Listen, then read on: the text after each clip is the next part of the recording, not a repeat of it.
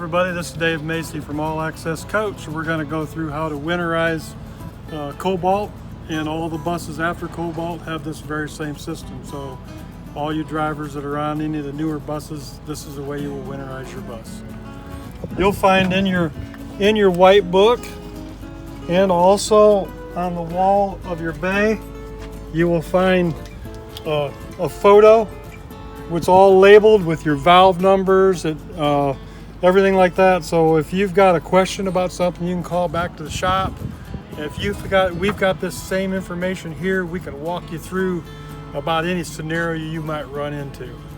But we're going to go now and do a winterizing, just a walkthrough on the winterizing on one of the new buses. First thing we're going to do on the winterizing of the bus, the first thing you always want to do is open all your faucets upstairs.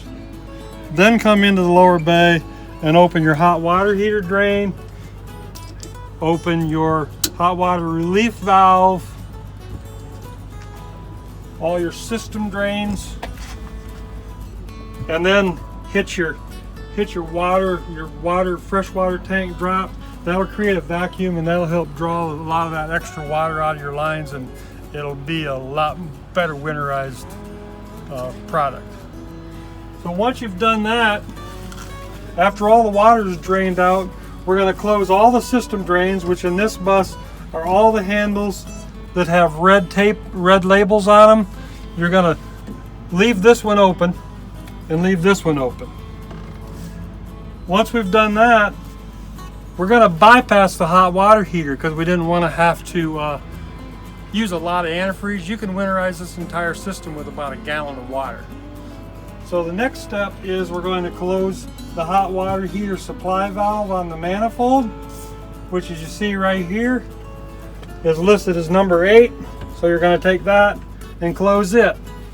And then you come up here, this is your supply line from the hot water heater back to the manifold.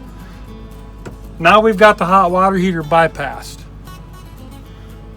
After we've done that, we take the winterizing valve here, number 7, and we open it. So now we've got our hot and our cold side of our manifold connected. So when we get ready to pump antifreeze, we're doing both the hot and cold water lines at the same time. After we've done that, we move this valve here, which is labeled winterizing valve number 6. It has 2 positions, normally operation and winterizing. If you see the labeling on the pump valve plate or the valve plate, we're going to move this to